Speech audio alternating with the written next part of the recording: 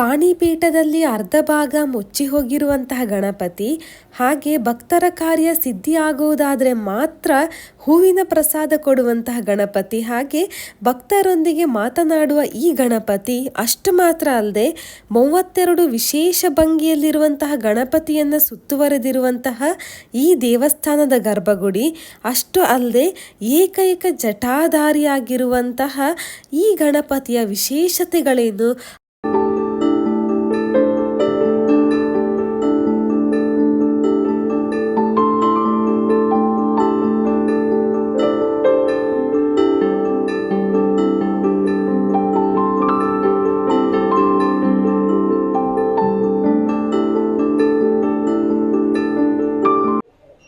ನಮಸ್ಕಾರ. ಆಯ್ತಾ? ನಮಸ್ಕಾರ. ನಾವಿವತ್ತು ಕುಂದಾಪುರದಲ್ಲಿರುವಂತಹ ಹಟ್ಟಿ ಅಂಗಡಿ ದೇವಸ್ಥಾನಕ್ಕೆ ಬಂದಿದ್ದೀವಿ. ಈ ದೇವಸ್ಥಾನ ತಲ್ಲೂರಿಂದ ಒಳಗಡೆ ಬಂದ್ರೆ ಈ ದೇವಸ್ಥಾನ ಸಿಗುತ್ತೆ. ಸಿದ್ಧಿ ವಿನಾಯಕ ಅಂತಂದ್ರೆ ಕೇಳಿದ್ದನ್ನ ಕೊಡುವಂತಹ, ಸಿದ್ಧಿಸುವಂತಹ ಗಣಪತಿ ಎಂದೇ ಪ್ರಸಿದ್ಧವಾಗಿರುವ ಈ ಗಣಪತಿಯ ಸ್ಥಳ ಪುರಾಣ ಹಾಗೆ ಇನ್ನಷ್ಟು ವಿಷಯಗಳನ್ನ ತಿಳ್ಕೊಳ್ಳೋಣ ಬನ್ನಿ. ಹಟ್ಟಿ ಅಂಗಡಿ ದೇವಸ್ಥಾನವು ಉಡುಪಿಯಿಂದ 45 ಕಿಲೋಮೀಟರ್ ಹಾಗೆ ಕುಂದಾಪುರದಿಂದ 8 ಕಿಲೋಮೀಟರ್ ದೂರದಲ್ಲಿರುತ್ತೆ.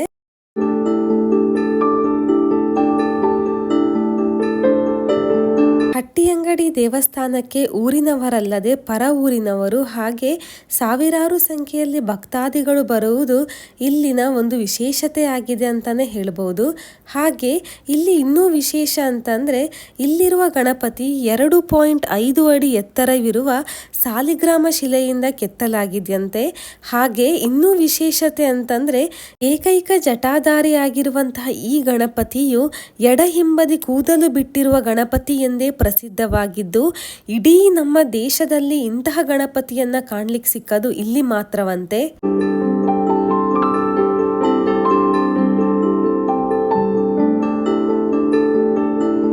ನೂತನವಾಗಿ ಜೀರ್ಣೋದ್ಧಾರವಾಗುತ್ತಿರುವಂತಹ ಹಟ್ಟಿ ಅಂಗಡಿ ದೇವಸ್ಥಾನದ ಕಲಾಕೃತಿಗಳು, ವಾಸ್ತುಶಿಲ್ಪ ಇದೆಲ್ಲವೂ ಭಕ್ತಾದಿಗಳ ಗಮನ ಸೆಳೆಯುತ್ತಿದ್ದು ನೋಡಲಿಕ್ಕೆ ಕೂಡ ಬಹಳ ಸುಂದರವಾಗಿ ಕಾಣಿಸ್ತಾ ಇದೆ.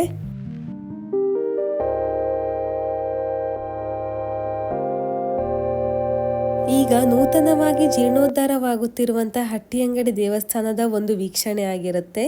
ಮುಂಚಿನ ಹಟ್ಟಿ ಅಂಗಡಿ ದೇವಸ್ಥಾನಕ್ಕೂ ಈಗಿನ ಹಟ್ಟಿ ಅಂಗಡಿ ದೇವಸ್ಥಾನಕ್ಕೂ ಅಜಗಜಾಂತರ ವ್ಯತ್ಯಾಸ ಇದೆ ಅಂತಾನೆ ಹೇಳಬಹುದು.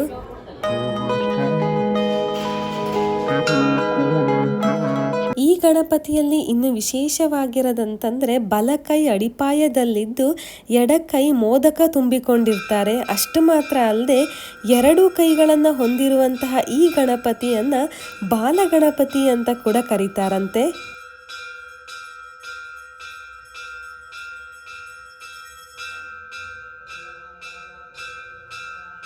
ಈ ದೇವಸ್ಥಾನದ ಬಗ್ಗೆ ಇನ್ನೂ ಹೆಚ್ಚಿನ ಮಾಹಿತಿಯನ್ನ ಈ ದೇವಸ್ಥಾನದ ಮುಖ್ಯಸ್ಥರಾಗಿರುವಂತಹ ಬಾಲಚಂದ್ರ ಭಟ್ ಅವರ ಹತ್ರನೇ ತಿಳ್ಕೊಳ್ಳೋಣ. ಬಹಳ ಸಂಕ್ಷಿಪ್ತವಾಗಿ ಹಾಗೆ ಬಹಳ ಸುಂದರವಾಗಿ ಈ ದೇವಸ್ಥಾನದ ಬಗ್ಗೆ ಅವರು ನಮಗೆ ವಿವರಣೆನ ಕೊಟ್ಟಿದ್ದಾರೆ. ನೀವು ಕೂಡ ಕೇಳಿ ಹಾಗೆ ಈ ದೇವಸ್ಥಾನದ ಮಹಿಮೆಯನ್ನ ತಿಳ್ಕೊಳ್ಬೇಕನ್ನೋದೇ ನಮ್ಮ ಆಸೆ.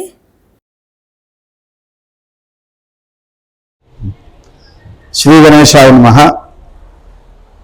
ಶ್ರೀ ಸಿದ್ಧಿವಿನಾಯಕ ದೇವಸ್ಥಾನ ಹಟ್ಟಿಯಂಗಡಿ ಇಲ್ಲಿಯ ಒಂದು ಸ್ಥಳ ಪುರಾಣವನ್ನ ಹೇಳಲಿಕ್ಕೆ ಇಚ್ಛೆ ಪಡ್ತೇನೆ.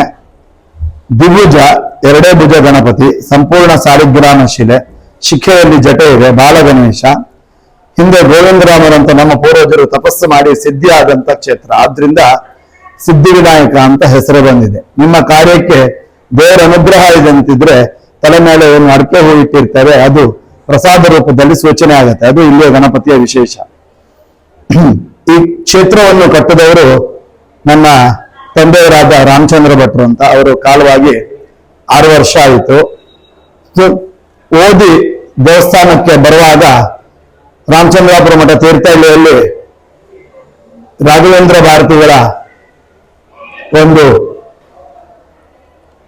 ಒಟ್ಟಿಗೆ ವಿದ್ಯಾಭ್ಯಾಸವನ್ನು ಮಾಡಿ ಅವರ ಸೇವೆಯನ್ನು ಮಾಡ್ತಾ ಇದ್ದಿದ್ರು. ಆಗ ಒಂದು ದಿವಸ ಅವರು ನನ್ನ ತಂದೆಯಾದಂತ ರಾಮಚಂದ್ರ ಭಟ್ರಿಗೆ ಮಹಾಗಣಪತಿ ಮೂಲಮಂತ್ರ ಉಪದೇಶವನ್ನು ಕೊಟ್ಟು ಕ್ಷೇತ್ರಕ್ಕೆ ಹೋಗಿ ಜಪವನ್ನು ಮಾಡಿ ಸಿದ್ಧಿ ಮಾಡ್ಕೊ ಅಂತ ಹೇಳಿ ಕಳಿಸಿರುವಂತಹದ್ದು. ಆಗ ಅವರು ಈ ಕ್ಷೇತ್ರಕ್ಕೆ ಬರ್ಲಿಕ್ಕೆ ಇಷ್ಟಪಡಲಿಲ್ಲ. ಯಾಕಂತ ಹೇಳಿದ್ರೆ ಇಲ್ಲಿ ಒಂದು ಹೊತ್ತಿನ ಊಟಕ್ಕೂ ತತ್ವಾರ ಆಗಿರುವಂತಹ ಪರಿಸ್ಥಿತಿ ಇತ್ತು. ಯಾಕಂತ ಹೇಳಿದ್ರೆ ಸಣ್ಣ ಹಂಚಿನ ಗುಡಿ ಇತ್ತು, ಹುಲ್ಲಿನ ಮಾಡಿನ ಮನೆ ಇತ್ತು.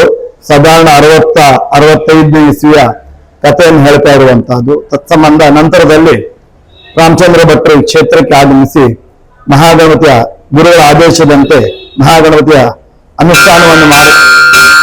ಅನುಷ್ಠಾನವನ್ನು ಮಾಡಿಕೊಂಡು ಕ್ಷೇತ್ರವನ್ನ ಅಭಿವೃದ್ಧಿ ಪಥಕ್ಕೆ ತಗೊಂಡು ಬಂದ್ರು. ನಿತ್ಯ ಗಣಹೋಮವನ್ನು ಪ್ರಾರಂಭ ಮಾಡಿದ್ವಿ. ಅಷ್ಟದ್ರವ್ಯಾತ್ಮಕವಾಗಿ 1 ಕಾಯಿಗೆ 4 ಆಹುತಿ ಪ್ರಕಾರ ಆ ದಿವಸ ಎಷ್ಟು ಕಾಯಿ ಗಣಹೋಮ ಇರ್ತದೆಯೋ ಅದು ಈ ಕ್ಷೇತ್ರದಲ್ಲಿ ನೆರವೇರುತ್ತದೆ. ಆ ಒಂದು ಶಕ್ತಿಯ ಕೇಂದ್ರೀಕೃತವಾಗಿ ಭಕ್ತರ ಅಗ್ನಿಯಲ್ಲಿ 365 ದಿವಸ ದೇವತಾ ಆರಾಧನೆ ಆಗುವುದರಿಂದ ಆ ಒಂದು ಶಕ್ತಿಯ ಕೇಂದ್ರೀಕೃತವಾಗಿ ಭಕ್ತರ ಅಭೀಷ್ಟ ನೆರವೇರ್ತಾ ಇದೆ, ಸಿದ್ಧಿ ಆಗ್ತಾ ಇದೆ. ಆದ್ರಿಂದ ಸಿದ್ಧಿ ವಿನಾಯಕ ಅಂತ ಹೆಸರು ಬಂದಿದೆ. ಕುಂದಾಪುರದಿಂದ 8 ಕಿಲೋಮೀಟರ್ ದೂರದಲ್ಲಿ ಕುಗ್ರಾಮವಾಗಿದ್ದ ಹಟ್ಟಿಯಂಗಡಿಯನ್ನ ಸುಗ್ರಾಮವಾಗಿಸಿ ಕ್ಷೇತ್ರಕ್ಕೆ ಹೆಸರಂತಂದವರು ಶ್ರೀಯುತ ರಾಮಚಂದ್ರ ಭಟ್ರು.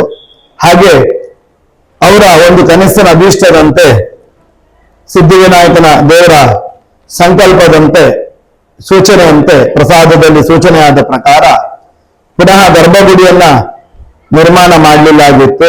300 ವರ್ಷದ ಹಿಂದಿನ ಗರ್ಭಗುಡಿಯೇ ಇತ್ತು. ಒಳಗಡೆ ಖಾಲಿ ಮಣ್ಣಿನ ಗೋಡೆ, ಸುಣ್ಣದ ಗಾರೆ ಇತ್ತು.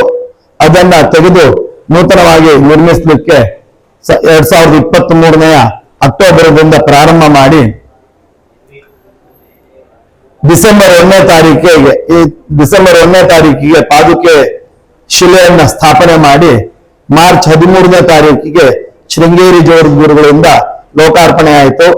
ರಾಘವೇಶ್ವರ ಹೊಸನಗರ ಮಠದ ರಾಘವೇಶ್ವರ ಭಾರತಿ ತೀರ್ಥರಿಂದ ರಾಘವೇಶ್ವರ ಭಾರತಿ ಸ್ವಾಮೀಜಿಗಳಿಂದ ಬ್ರಹ್ಮಕಲಶೋತ್ಸವ ಮಾರ್ಚ್ 17ನೇ ತಾರೀಕಿಗೆ ಲಕ್ಷ ಮೋದಕ ಹೋಮ, ಹಾಗೆ ಶತಚಂಡಿಕಾ ಯಾಗ, ಹಾಗೆ 2016 ಗಣಹೋಮ ಹಾಗೂ ಅನ್ನದಾನ ವಿಶೇಷ ಕಾರ್ಯಕ್ರಮಾದಿಗಳಿಂದ ಬ್ರಹ್ಮಕಲಶೋತ್ಸವವು 2024 ಮಾರ್ಚರಲ್ಲಿ ನೆರವೇರಿ ಬಂದ ಭಕ್ತರ ಅಭೀಷ್ಟವನ್ನು ನೆರವೇರಿಸುವ ಸಿದ್ಧಿಯಾಗಿಸುವ ಸಿದ್ಧಿವಿನಾಯಕನಾಗಿ ಶಾಶ್ವತವಾಗಿ ನೆಲೆನಿತ್ತು ದೇವರ ಒಂದು ಮಾತನಾಡುವ ಗಣಪತಿ ಎನ್ನುವ ಒಂದು ನಾಣ್ಣುಡಿ ಈ ಗಣಪತಿಗೆ ಇದೆ. ಅದೇ ರೀತಿ ಭಕ್ತರ ಅಭೀಷ್ಟವನ್ನ ನೆರವೇರಿಸುವ ಮಂಗಲ ಮೂರ್ತಿಯಾಗಿ ಈ ಕ್ಷೇತ್ರದಲ್ಲಿ ಸಾನ್ನಿಧ್ಯ ಹೊಂದಿ ಭಕ್ತರ ಅಭೀಷ್ಟವನ್ನ ನೆರವೇರ್ತಾ ಇದ್ದಾನೆ. ತಾವು ಈ ಕ್ಷೇತ್ರವನ್ನ ಸಂದರ್ಶಿಸಿ ಅಂತ ಹೇಳ್ತಾ ಈಗಿನ ಒಂದು ಕ್ಷೇತ್ರದ ಜವಾಬ್ದಾರಿಯನ್ನ, ನನ್ನ ಹೆಸರು ಬಾಲಚಂದ್ರ ಭಟ್ ಅಂತ, ನಾನು ಈ ಕ್ಷೇತ್ರವನ್ನ ಜವಾಬ್ದಾರಿಯುತವಾಗಿ ನೆರವೇರಿಸ್ತಾ ಇದ್ದೇನೆ. ನಮ್ದೇ ಒಂದು ಇಂಗ್ಲಿಷ್ ಮೀಡಿಯಂ ಸ್ಕೂಲ್ ಇದೆ, ಸಿದ್ಧಿವಿನಾಯಕ ವಸತಿ ಶಾಲೆ ಅಂತ. 1800 ಜನ ಮಕ್ಕಳು ವಿದ್ಯಾರ್ಥಿಗಳು ಅದರಲ್ಲಿ ವಿದ್ಯಾಭ್ಯಾಸವನ್ನ ಮಾಡ್ತಾ ಇದ್ದಾರೆ. ಶ್ರೀ ಸಹಿತವಾದ ಗಣಪತಿ ವಿದ್ಯೆಗೆ ಮತ್ತು ಬುದ್ಧಿಗೆ ಕಾರಕನ ಅಂತ ಸಿದ್ಧಿವಿನಾಯಕ ತಮ್ಮೆಲ್ಲ ಭಕ್ತರಿಗೆ ಒಳ್ಳೆಯದನ್ನು ಮಾಡಲಿ ಅಂತ ಹೇಳ್ತಾ ನನ್ನ ಮಾತಿಗೆ ಪೂರ್ಣ ವಿರಾಮ ಹೇಳ್ತೇನೆ. ಶ್ರೀ ಸಿದ್ಧಿವಿನಾಯಕ.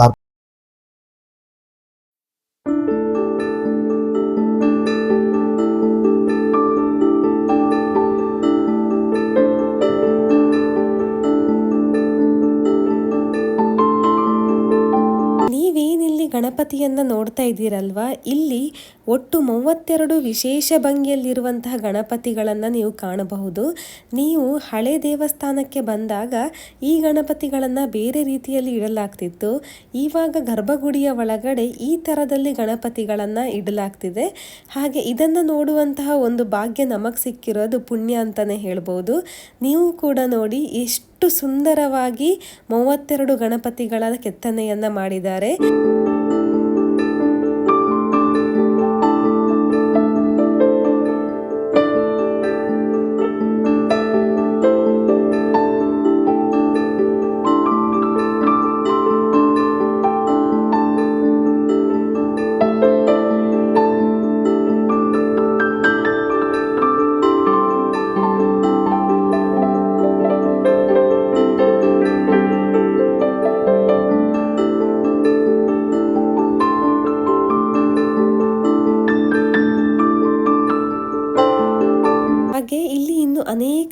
ಸೇವೆಗಳು ನಡೆಯಲಿದ್ದು ಈ ಕ್ಷೇತ್ರದಲ್ಲಿ ತುಲಾಭಾರ ಹಾಗೆ ಇನ್ನಿತರ ಸೇವೆಗಳ ವಿವರಗಳನ್ನು ನಾನು ವಿಡಿಯೋದ ಕೊನೆಯಲ್ಲಿ ನಿಮಗೆ ಎಲ್ಲವನ್ನು ತೋರಿಸ್ತೇನೆ. ವಿಡಿಯೋನ ಕೊನೆ ತನಕ ನೋಡೋದನ್ನು ಮರಿಬೇಡಿ. ಹಾಗೆ ನನ್ನ ಚಾನಲ್ನ ತಪ್ಪದೆ ಸಬ್ಸ್ಕ್ರೈಬ್ ಕೂಡ ಮಾಡಿ. ದೇವಸ್ಥಾನದ ಮುಂಬದಿ ನಿಮಗೆ ಸೇವಾ ರಶೀದಿ ಕೌಂಟರ್ ಇರುತ್ತೆ. ಅಲ್ಲಿ ನಿಮಗೆ ಗಣಪತಿಯ ಫೋಟೋ ಆಗಿರ್ಬೋದು, ಸೇವೆಯ ರಶೀದಿಗಳನ್ನು ನೀವು ಅಲ್ಲಿ ಪಡೆದುಕೊಳ್ಳಬಹುದು.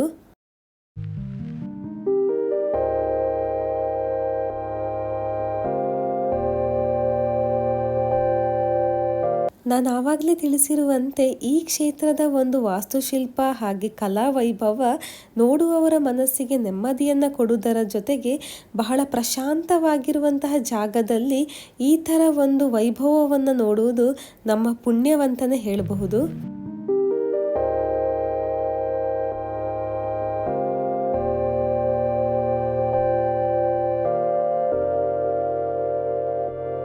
ಹಾಗೆ ದೇವಸ್ಥಾನದ ಹಿಂಬದಿಯಿಂದ ಹೊರಗಡೆ ನೋಡಿದರೆ ನಮಗೆ ಯಾಗಶಾಲೆ ಕಾಣಿಸ್ತದೆ. ಈ ಯಾಗಶಾಲೆಯಲ್ಲಿ ಅರ್ಚಕರು ತಿಳಿಸಿದಂತೆ ಬಹಳ ವಿಶೇಷವಾಗಿರುವಂತಹ ಗಣಹೋಮ ಹಾಗೆ ಇನ್ನು ಹೋಮಾದಿ ಕೈಂಕರ್ಯಗಳು ಇಲ್ಲಿ ಪ್ರತಿನಿತ್ಯವೂ ನಡೆಯುತ್ತೆ. ಹಾಗೆ ಇಲ್ಲಿ ಅತಿ ದೊಡ್ಡದಾಗಿರುವಂತಹ ಹೋಮಕುಂಡವನ್ನು ಕೂಡ ನಾವಿಲ್ಲಿ ನೋಡಬಹುದು.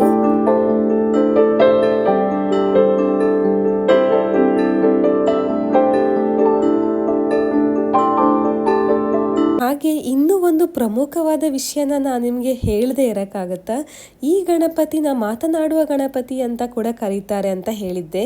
ಯಾಕಂತಂದರೆ ಇಲ್ಲಿ ಏನಾದರೂ ಕಾರ್ಯವನ್ನು ಎಣಿಸಿ ಅಂತಂದರೆ ಇವಾಗ ವಿದ್ಯಾಭ್ಯಾಸ ಆಗಿರ್ಬೋದು, ಮದುವೆ ವಿಷಯದಲ್ಲಾಗಿರ್ಬೋದು, ಅಥವಾ ನಮ್ಮ ಮನಸ್ಸಿನಲ್ಲಿ ಏನೋ ಒಂದು ವ್ಯಾಪಾರವನ್ನು ಸ್ಟಾರ್ಟ್ ಮಾಡಲಿಕ್ಕಾಗಿರ್ಬೋದು, ಏನೋ ಒಂದು ಮನಸ್ಸಿನಲ್ಲಿ ಸಂಕಲ್ಪ ಮಾಡಿಕೊಂಡು ಗಣಪತಿ ಹತ್ರ ನಾವು ಅಪ್ಪಣೆ ಪಡೆಯೋದಿದ್ರೆ ಅಲ್ಲಿ ಅವರು ಗಣಪತಿಗೆ ಹೂವನ್ನ ಏರಿಸ್ತಾರೆ. ಆವಾಗ ಆ ಕಾರ್ಯ ಸಿದ್ಧಿ ಆಗೋದಾದ್ರೆ ಮಾತ್ರ ಈ ಗಣಪತಿ ನಮಗೆ ಹೂವನ್ನ ಪ್ರಸಾದ ರೂಪದಲ್ಲಿ ಕೆಳಗಡೆ ಹಾಕ್ತಾನೆ. ಎಷ್ಟು ವಿಶಿಷ್ಟವಲ್ವಾ? ಹೌದು, ಅದಕ್ಕಾಗಿ ಗಣಪತಿಯನ್ನ ಮಾತನಾಡುವ ಗಣಪತಿ ಅಂತ ಕೂಡ ಕರೀತಾರೆ. ಹಾಗೆ ಇದು ದೇವಸ್ಥಾನದಲ್ಲಿರುವಂತಹ ಬೆಳ್ಳಿಯ ರಥ.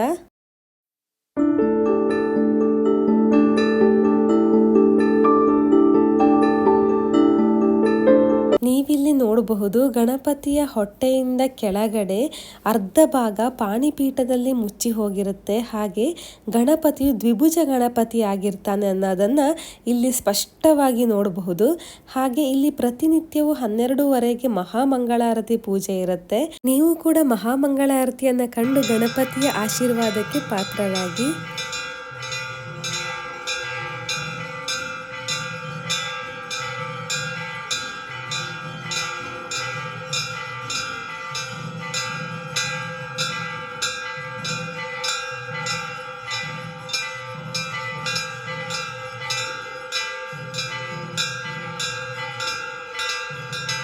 ಹಾಗೆ ಈ ದೇವಸ್ಥಾನದಲ್ಲಿ ಇನ್ನೂ ವಿಶೇಷವಾಗಿ ಬರುವಂತಹ ಎಲ್ಲ ಭಕ್ತಾದಿಗಳಿಗೂ ಮಹಾಮಂಗಳಾರತಿಯ ನಂತರ ಅಂತಂದರೆ 12:30ಗೆ ಮಹಾಮಂಗಳಾರತಿ ಮುಗೀತದೆ.